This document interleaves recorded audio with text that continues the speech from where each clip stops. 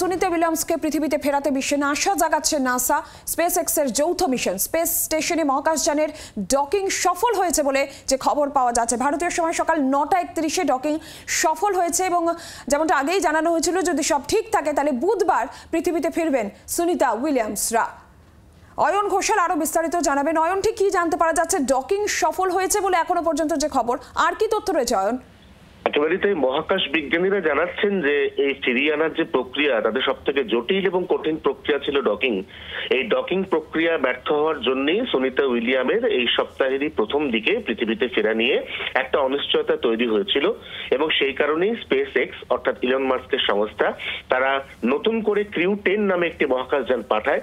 সেই মহাকাশযানে 4 জন বিজ্ঞানী আছেন এবং তারা ভারতীয় সময় আজকে সকাল 9:31 আন্তর্জাতিক স্পেস স্টেশনের যে এই ডকিং সাফল্যের সঙ্গে করতে পেরেছেন, যার অর্থ এবার সুনিতা উইলিয়ামসকে নিরাপদে তার যে নিজস্ব মহাকাশযান অর্থাৎ ক্রিউ 9 সেখান থেকে বার করে ক্রিউ 10-এ ট্রান্সফর্ম করে সেখান থেকে পৃথিবীতে ফিরিয়ে আনাটা আর খুব বেশি কঠিন হবে না। অর্থাৎ এই প্রথম পর্যায় বা ধাপ এটা সফল হওয়াতে আশায় বুক বাঁধছেন মহাকাশ বিজ্ঞানীরা। অয়ন, ধন্যবাদ তোমাকে। মহাকাশ বিজ্ঞানী সন্দীপ সেনগুপ্ত এই বিষয়ে আরো তথ্য দিয়েছেন। তিনি কি বলেছেন শুনব।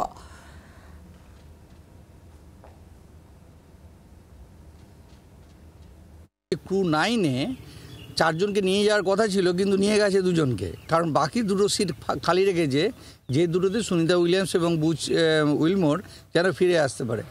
অর্থাৎ আগে যে ক্রু 9টা গেছে সেই ক্রু 9কেই সেই 2 জনকে নিয়ে আসবে, প্লাস সুনিতা উইলিয়াম এবং বুচকে নিয়ে 4 জনকে মিলে ফিরে আসবে। কিন্তু এই ডকিংটা যদি পারফেক্ট হয় 9টা-9টা-5-এর মধ্যে, তাহলে বুঝবেন যে ওরা ডেফিনেটলি বুধবার দিন সকালে এসে ফ্লোরিডার পাশে এসে ওরা স্প্ল্যাশ করছে বুধবার দিন।